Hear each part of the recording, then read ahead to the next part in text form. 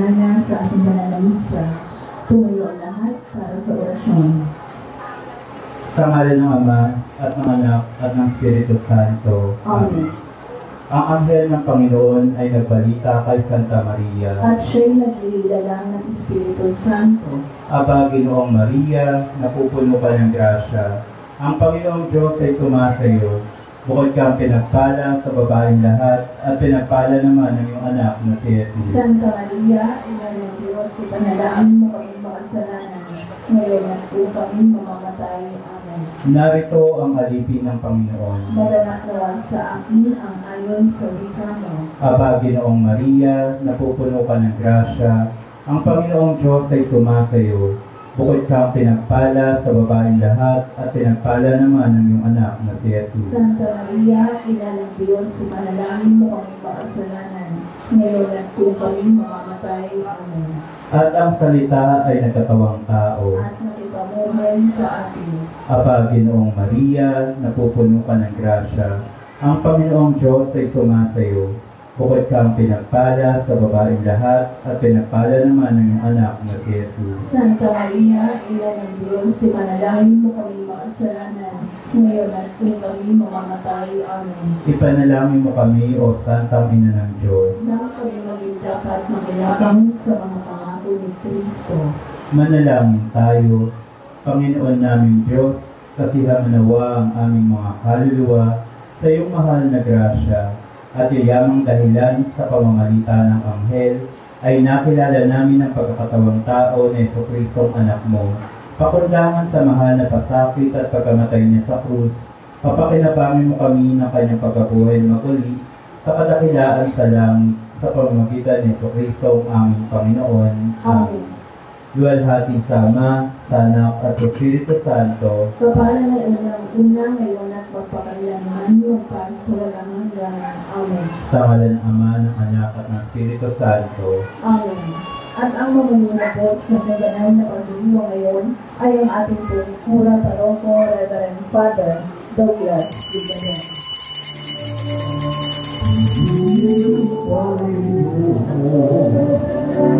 Pangit ng kagalakan, hindi lang kita, at ang kaya ay ang kita. Ikan ninyo ang problema sa ating pagkabaglaban, sa Diyos ay gumagawa. Sa ating mga kaaway, tayo ay kanyang iniligtas. Rin ang Panginoon, umawit ng kagalakan, at tugtugin ang gitara, at ang kaya ay ang hirap. Ipan ninyo ang trumpeta, ipan ang trumpeta.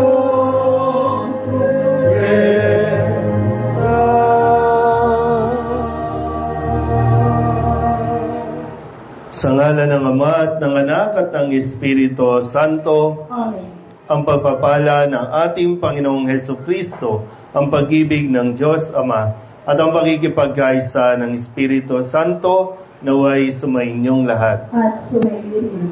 Magandang gabi po sa lahat ng mga taga-barangay 276 at sa pamumuno ni Chairwoman Lovely Nieto, at ang barangay 274 sa pamumuno ni Chairwoman Violeta Dicena para sa atin pong buwanang BEC Mass o Street Mass. Mga kapatid, aminin natin ang ating mga kasalanan upang tayo maging marapat gumanap sa banal na pagdiriwang. Inaamin ko sa mga pangyarihang Diyos at sa inyo mga kapatid, na lubha kong nagkasala sa isip, sa salita at sa gawa, at sa aking pagkukulang. Kaya isinasamo ko sa mahal na Birheng Maria, sa lahat ng mga anghel at mga banal, at sa inyo mga kapatid, na ako'y panalangin sa Panginoong ating Diyos. Kawaan tayo ng makapangyarihang Diyos, Patawarin tayo sa ating mga kasalanan at patnubayan tayo sa buhay na walang hanggan. Amen. Panginoon, kaawaan mo kami. Panginoon, kaawaan mo kami. Kristo, kaawaan mo kami. Kristo, kaawaan mo kami. Panginoon, kaawaan mo kami. Panginoon, kaawaan mo kami. Manalangin tayo. Ama naming makapangyarihan, ang iyong dakilang pagkamaawain ay nangingibabaw sa aming ginagawang kabutihan at idinadaing ng mga kahilingan. Ang kagandahang loob mo sa amin ay gawin mong mag-umapaw upang ang kasalanang ipinangangambang ihingi ng kapatawaran ng budhi naming takot na ikaw ay lapitan, ay iyong patawarin ng lubusan, at ang ipinag-aalangan naming hilingin sa pagdarasal ay iyong pagbigyang aming makamtan sa pamamagitan ni Jesucristo kasama ng Espiritu Santo magpasawalang hanggan.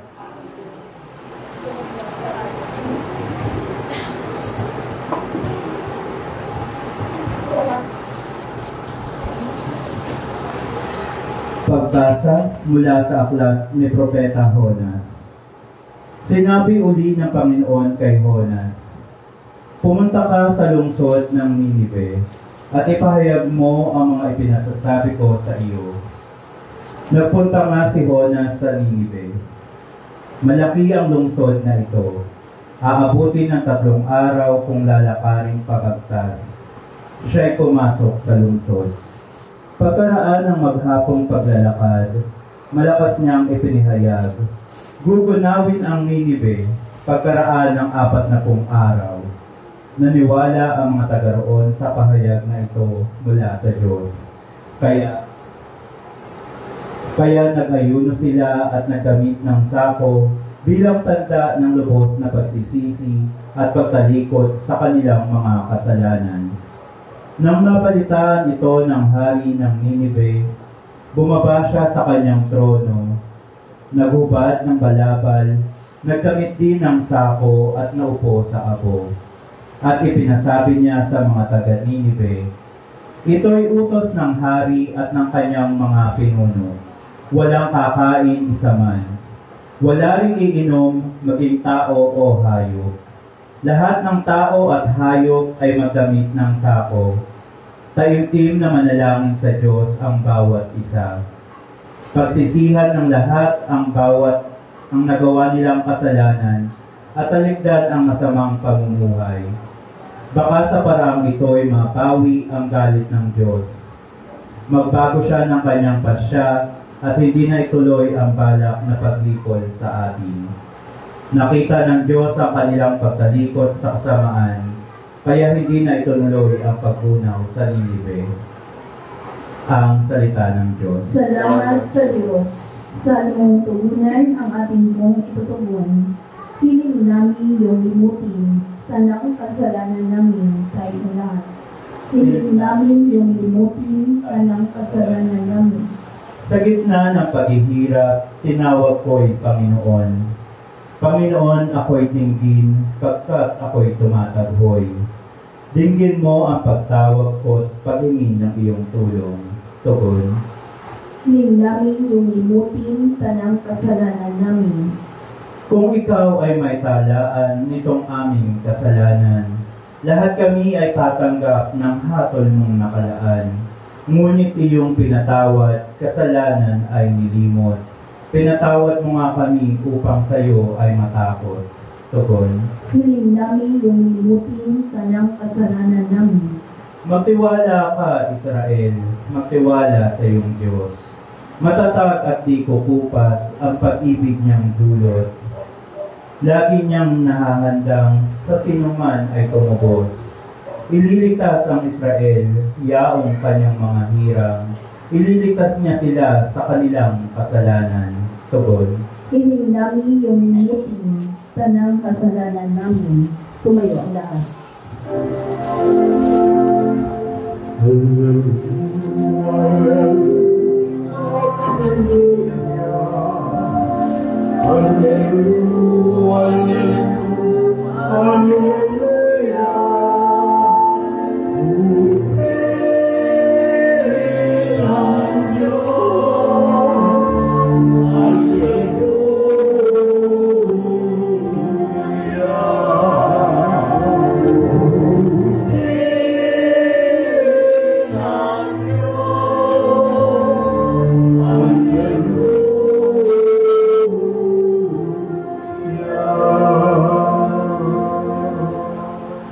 Sumainyo ang Panginoon. At sumayo rin. Ang mabuting balita ng Panginoon ayon kay San Lucas. Papuri sa iyo, Panginoon.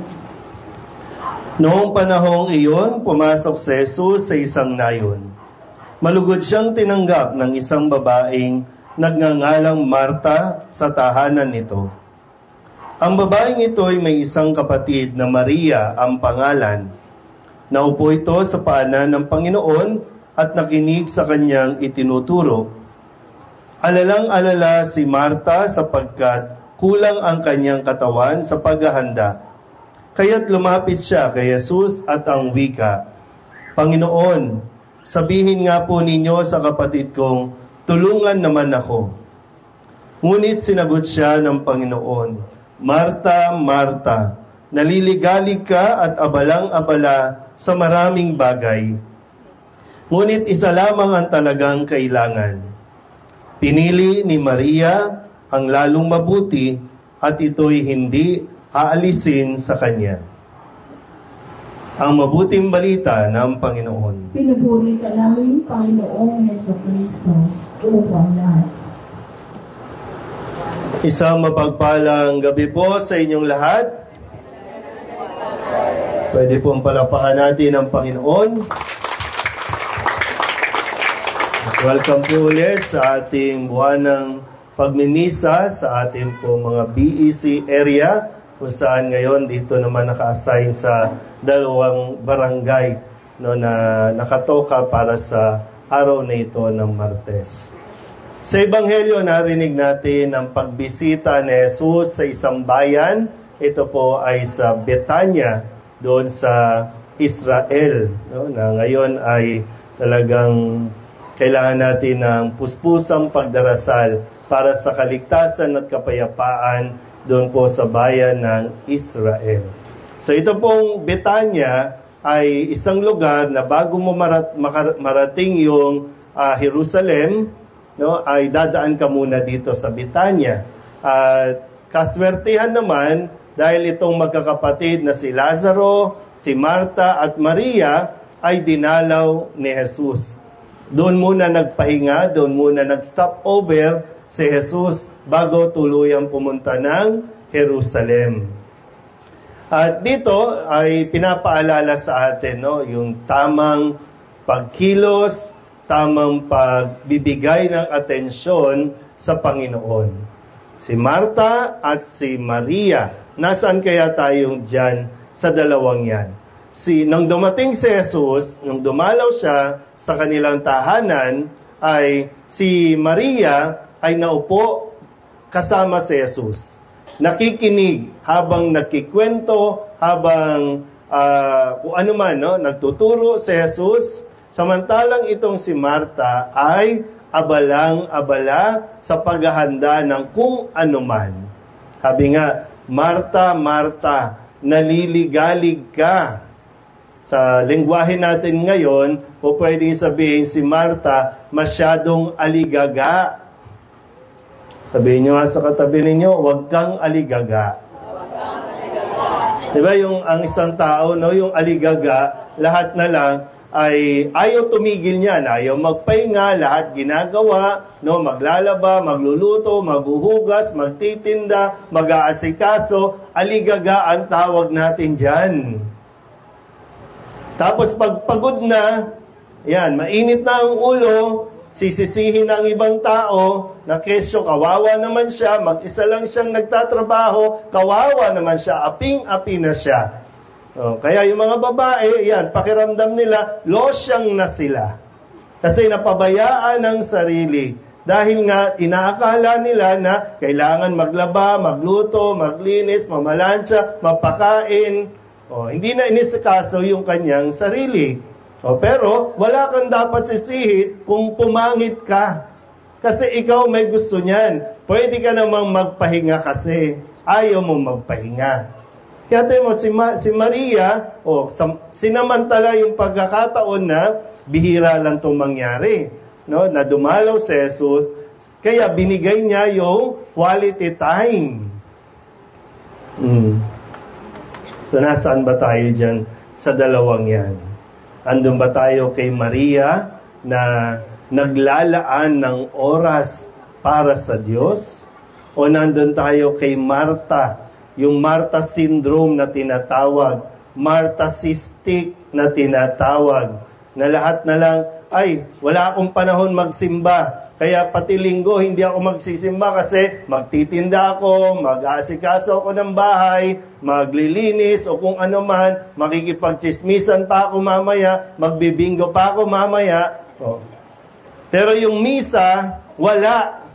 Hindi napuntahan, hindi nakinig kay Jesus. Yun ang pinaka-importante. Di ba? Sabi ni Jesus kay Marta, nung isinusumbong niya yung kapatid niya, kasi hindi daw siya tinutulungan. Pero ang sabi ni Jesus, Marta, huwag kang maligalig.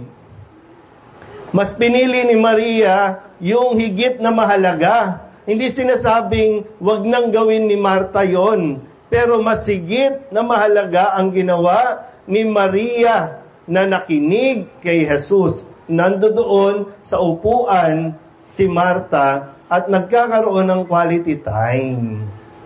Diba? Sabihin niyo nga po, quality time. Quality time. Sabi doon, hindi ito aagawin sa kanya. So, may nawawala kay Marta. Diba? May nawawala kay Marta. Kay Maria, walang nawala kay Maria. Kay Marta, nasayang yung panahon. Kaya, pwede natin tingnan din, no? Yung, meron ba tayong quality time? Unang-una, may quality time ka bang ibinibigay sa sarili mo? Kaya nga, magpostura ka naman. No? Sabihin nyo nga sa katabi ninyo, maligo ka naman. Ano?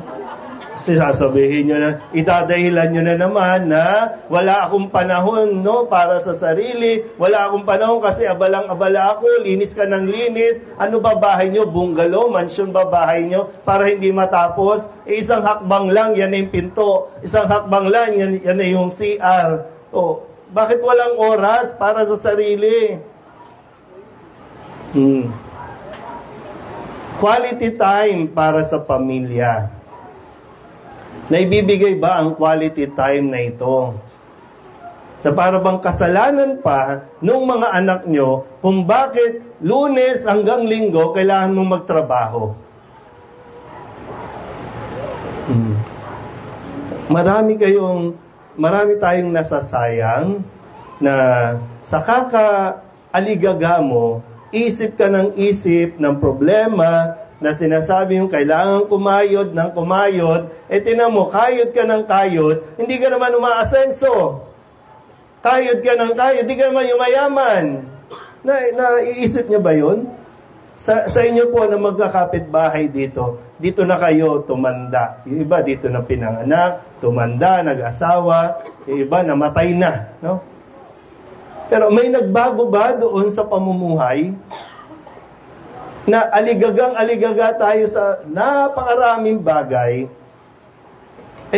yung oras para sa anak, hindi mo na nakita na paano lumalaki, hindi mo na naturuan, hindi mo na nakwentuhan. Wala eh. Pangatlo, quality time para sa Diyos. Yung oras na dapat ibinibigay mo sa Diyos, hindi mo na naibibigay kasi nga, aligaga ka. Ang dami mong iniisip, ang dami mong ginagawa, hindi mo ikamamatay yung isang araw o isang oras na hindi ka magtatrabaho. Hindi mo ikamamatay yan. Ikaliligtas mo kung magbibigay ka ng isang oras para sa Diyos. Tingnan niyo po, no? Ano yung mga nawawala sa atin dahil sa sobra nating pagka-aligaga. Naliligalik tayo sa napakaraming bagay.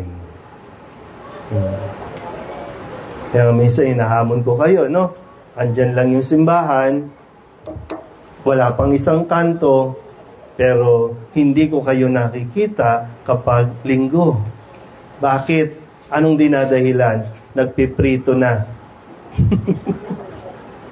Nagluluto na. Diba? Parang buong araw nagluto ka, buong araw naglaba ka, buong araw. Anong ginawa mo sa buong araw? Sayang sayang. So, nasa sa atin yun Kung palalampasin mo ang grasya, nasa sa iyo yan. Diba? So, malaki ang nawawala sa atin kapag hindi natin binibigyan ng panahon ang Diyos.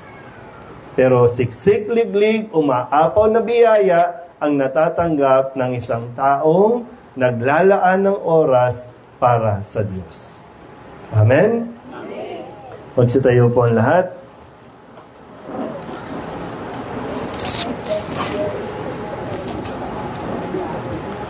Tulad ng napag-alaman ni Maria at Marta, nabunyag kay Jesus ang kabutihan at pag-ibig ng Diyos na nanahan sa ating piling. Manalangin tayo sa Diyos na naririto at nakikinig sa atin. Ang ating itutugon, Panginoon, dinggin mo ang aming panalangin. Panginoon, dinggin mo ang aming panalangin. Ang simbahan sa buong daigdig, naway maging bukas na tahanan para sa lahat ng maliliit nating mga kapatid. Manalangin tayo sa Panginoon. Panginoon, dinggin mo ang aming panalangin. Ang mga labis na abala sa mga bagay sa mundong ito na kumukupas, naway magkaroon ng pagpapahalaga sa pakikinig sa salita ng Diyos. Manalangin tayo sa Panginoon. Panginoon, dinggin mo ang aming panalangin. Patulad ni Maria, naway piliin natin ang higit na mahalaga at tanggapin si Jesus sa ating puso at buhay. Manalangin tayo sa Panginoon. Panginoon, dinggin mo ang aming panalangin. Ang mga may sakit at naghihingalo, naway tumingin kay Kristo sa oras ng kanilang paghihirap. Manalangin tayo sa Panginoon. Panginoon, dinggin mo ang aming panalangin. Ang mga yumao, naway manahan sa tahanan ng Diyos magpakailanman. Manalangin tayo sa Panginoon. Panginoon, dinggin mo ang aming panalangin. Idulog din natin sa Panginoon ang ating mga personal na kahilingan at mga panalangin para sa ating mga pamilya, para sa lahat ng mga nakatira sa Barangay 276 at 274, at ang lahat ng mga panalangin na inihiling na ipagdasal sa misang ito.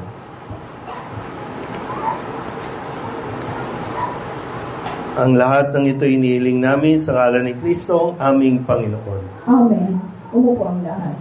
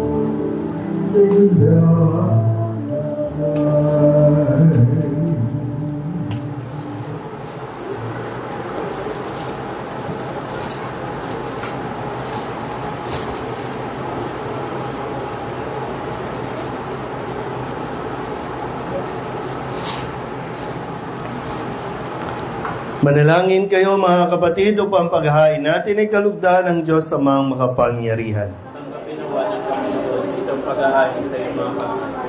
Sa kaparihan niya at Karangalan karangalan, sa ating kapakinabangan at sa buong sambayanang banal. Ama naming lumikha, tanggapin mo ang paghahain ng mga alay na iyong inihabilin at sa pagdiriwang ng dapat naming ganapin ang kabanalan ng iyong pagliligtas na way sumaamin sa pamamagitan ni Jesucristo kasama ng Espiritu Santo magpasawalang hanggan. Amen. Sumainyo ang Panginoon. At sumainyo. Itaas sa Diyos ang inyong puso at diwa. Itinaas na namin sa Panginoon. Pasalamatan natin ang Panginoong ating Diyos. Marapat na siya ay pasalamatan. Ama naming makapangyarihan, tunay ngang marapat na ikaw ay aming pasalamatan. Ikinalugod mong likain ang sanlibutan na iyong pinagbabago at idinarangal sa pamamagitan ng iyong anak na kinalulugdan, kaya't utang na loob ng iyong mga itinatangi at ng mga banal na kapiling mong lagi ang iyong paggiliw at pagkakandili. Kaya kaysa ng mga anghel nagsisiawit ng papuri sa iyo nang walang humpay sa kalangitan, kami nagbubunyi sa iyong kadakilaan.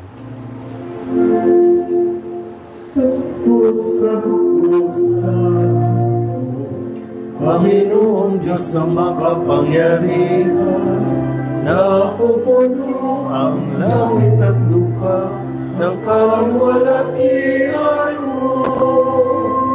Hosana sa kaitaasan, pinagpala ang naparirito sa ngalan ng Panginoon. Hosana sa kaitaasan.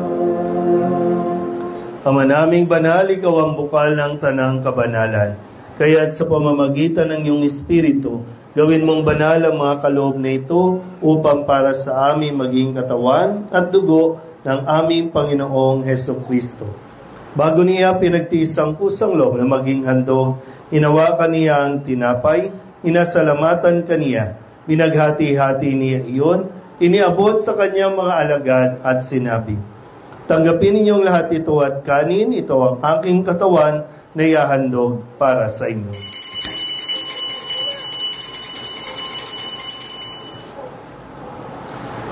Gayun din naman nung matapos ang hapunan, hinawakan niya ang kalis, muli kaniyang pinasalamatan.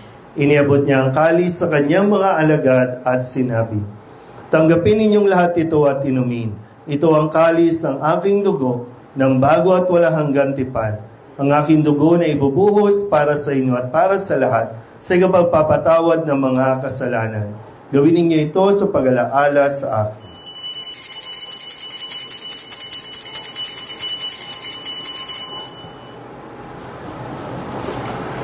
Ipagbunyi natin ang misteryo ng pananampalataya. Si Kristo'y namatay, si Kristo'y nabuhay, si Kristo'y babalik sa wakas ng panahon. Ama, ginagawa namin ngayon ang pag-alaala sa pagkamatay at muling pagkabuhay ng iyong anak, kaya tiniaalay namin sa iyo ang tinapay na nagbibigay buhay at ang kalis na nagkakaloob ng kaligtasan.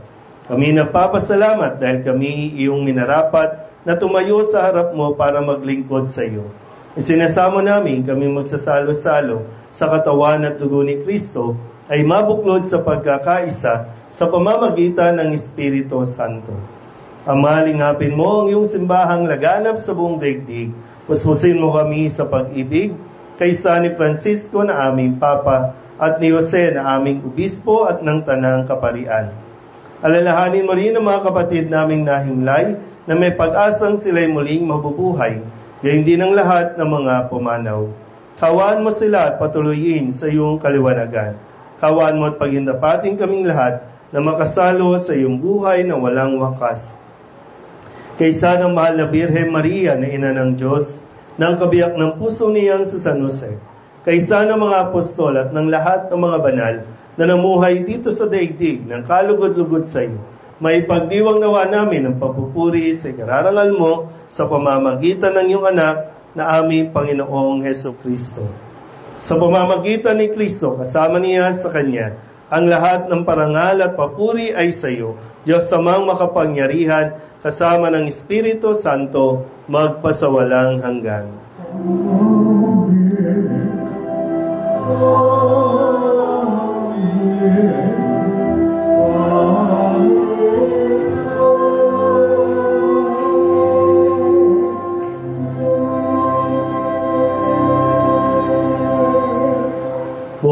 Magandang loob tayong tumawag sa ating Panginoon ng Ama namin.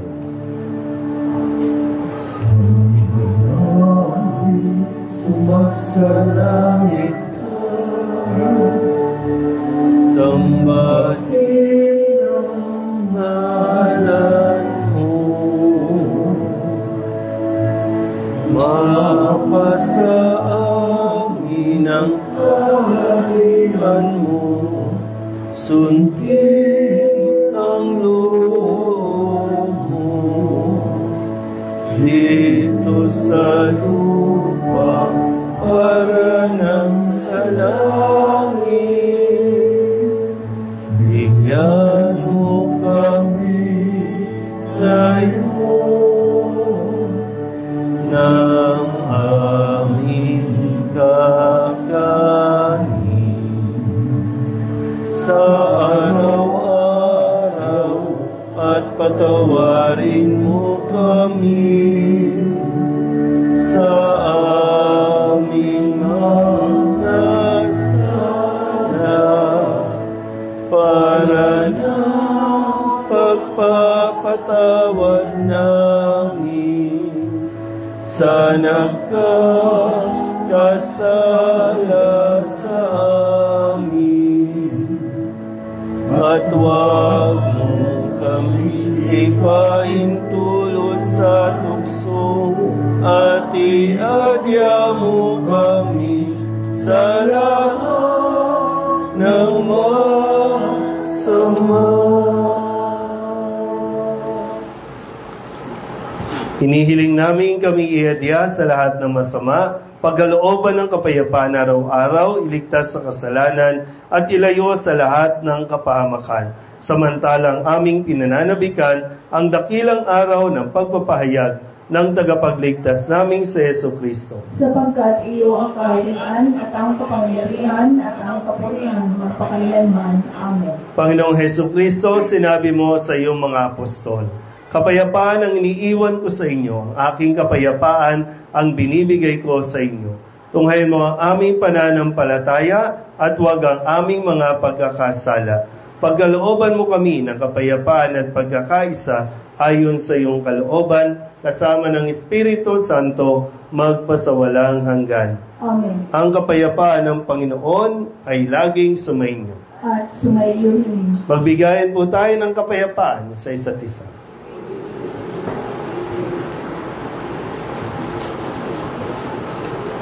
Kordero ng Diyos na nag-aalis sa mga kasalanan ng sanlibutan, maawa ka sa amin. Kordero ng Diyos na nag-aalis sa mga kasalanan ng sanlibutan, maawa ka sa amin. Kordero ng Diyos na nag-aalis sa mga kasalanan ng sanlibutan, ipagkaloob mo sa amin ang kapayapaan.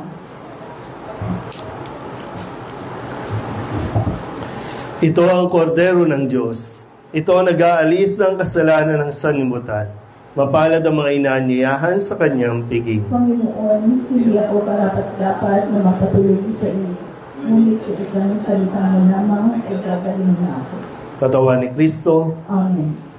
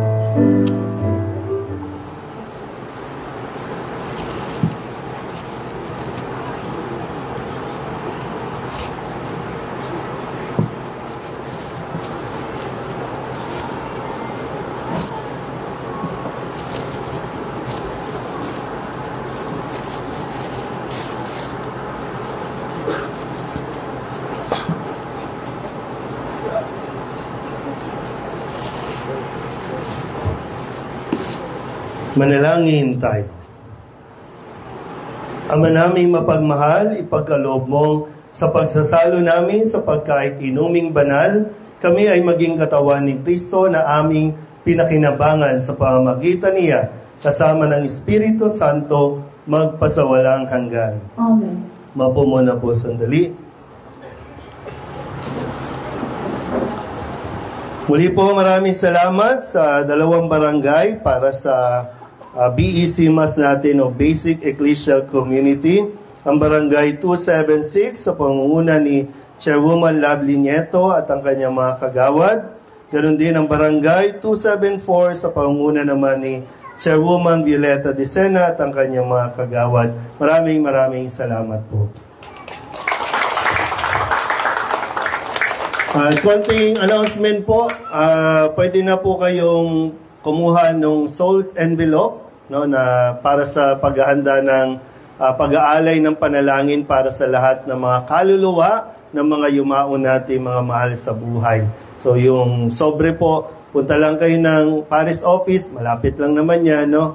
Ayan po ay responsibilidad natin mga nabubuhay pa, na sila po ay ipagdasal, ipagpamisa, no?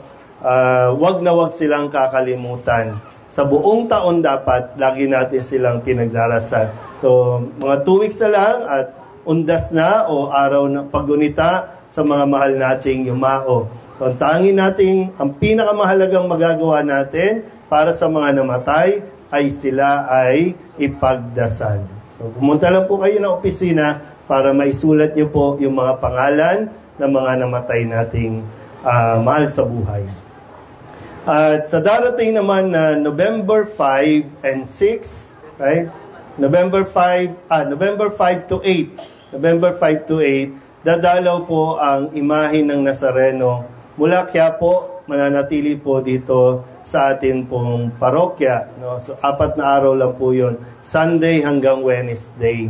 So para sa mga deboto po na may mga matinding kahilingan, ay punta lang po kayo ng parokya para makadalo ng misa, makapagdasal sa harapan ng poong Jesus Nazareno.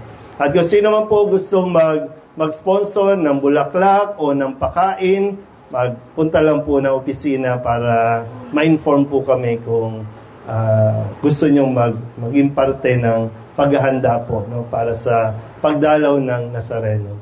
Inaayos pa po namin yung mga schedule kung saang area kami pwedeng magmisa at dalhin yung Nazareno na maluwag at maraming tao ang pwedeng makalapit sa Nazareno. So, standby na lang po. Pero yung date ay November 5 to 8. So, yun po ang pagdalaw ng Nazareno dito sa ating parokya. Yun. Pero bago yun, syempre, sana po, no? November 1 ay All Souls Day.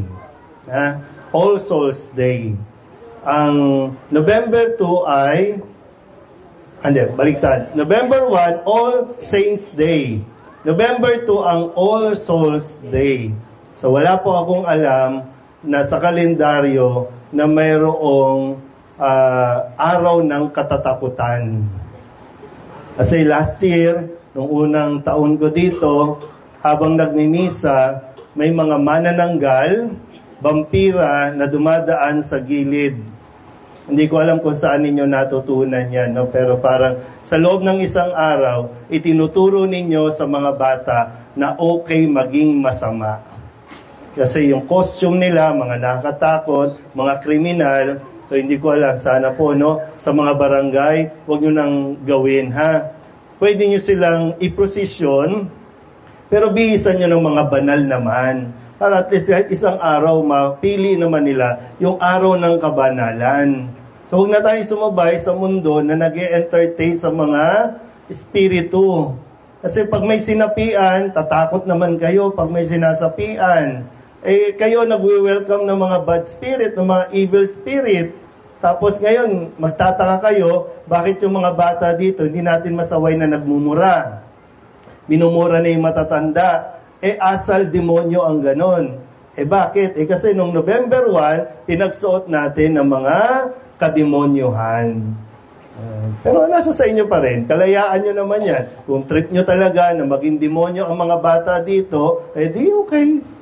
Pero huwag kayong magsisisi, huwag kayong magagalit sa mga bata kasi yun ang ginusto natin. No? So, gusto natin ay maturuan sila ng mga kabutihang asal mula sa mga tao na naging banal, na nagpakabanal.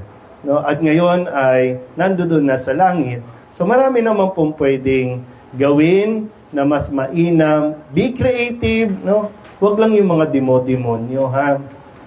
Pag dumaan ulit yan dito sa simbahan ng mga may sungay at nakademonyo, ha? Ano ba, babasbasan ko ba o itatali ko na? Tatali na. Pero parang minsan parang ano lang, no? Parang wala lang, loko-loko lang, pero may impact yun, no, sa ugali ng bata. Ha? Huwag niyong mamalitin yun na wini-welcome pa natin dito sa barangay natin yung kademonyohan. Yan. Tayo nagdadala pala . So kahit anong basbas natin gawin dito, no, talagang mananatili ang demonyo kasi ayaw natin paalisin. So sana po, no, sa mga barangay na mag-organize ng ganitong gawain, hindi po yan kaaya-aya, ha? Pero ulitin ko, kalayaan yan, ito naman ay paalala lang. Pinapaalala natin. So, sana po, no? At ulit, libre ang mga sakramento natin. Ha? Yung mga matatanda at tumanda na hindi pa kasal, utang na loob, bago kayo mamatay, makasal na sana kayo. Kasi yung mga kabataan na nagsasama dito, naku, maghihiwalay pa yan. Huwag niya kayong magpakasal muna, ha? Yung mga nagsama na dahil nabuntis lang, huwag muna kayong magpakasal, ha? Pero yung mga tumanda na, pakasal na kayo. Malapit na kayo sa hukay, ha? Seryosong usapin na yan, ha? Kasi mahirap mamatay tayo ng walang sakramento. Hindi ko alam kung saan tayo pupulutin, sa langit ba, sa impyerno, kasi walang sakramento, ha? So, sa mga Katoliko, lalo sa mga Katoliko po, no? Ay pananampalataya natin yan, no? Sana matulungan po ako ng mga barangay na magkaroon tayo ng mga kasalan, no, doon sa mga lalo na sa mga tumanda na. Bago mag-fiesta man lang sana, no, January 1 po ang fiesta natin. So sana may mga maglakas loob na mga lalaking matanda na magpropose sa kanilang mga inasawa, no. Gulatin nyo kami, ha, gulatin ninyong mga kapitbahay ninyo, no, na magpapakasal na kayo. Okay. Salamat ulit sa inyong pong pagsuporta. Salamat po sa inyong pagdalo sa misa natin ngayong gabi. Magsitayo po ang lahat. Sumayin niyo ang Panginoon At sumayo rin. at pagpalain kayo ng makapangyarihang Diyos, Ama at Anak, Espiritu Santo. Amen. Tapos sa ang banal na misa, humayo tayo sa kapayapaan ni Kristo. Salamat sa Diyos. Magandang gabi po.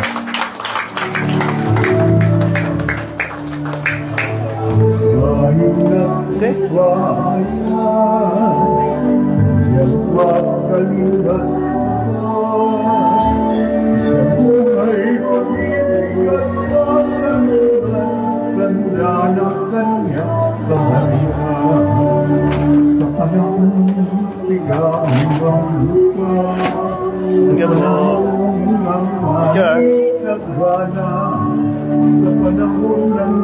Thank you po.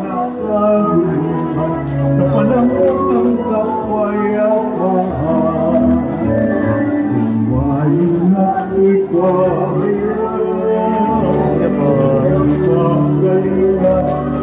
Thank you po. Thank you po. Thank you po. Thank you po.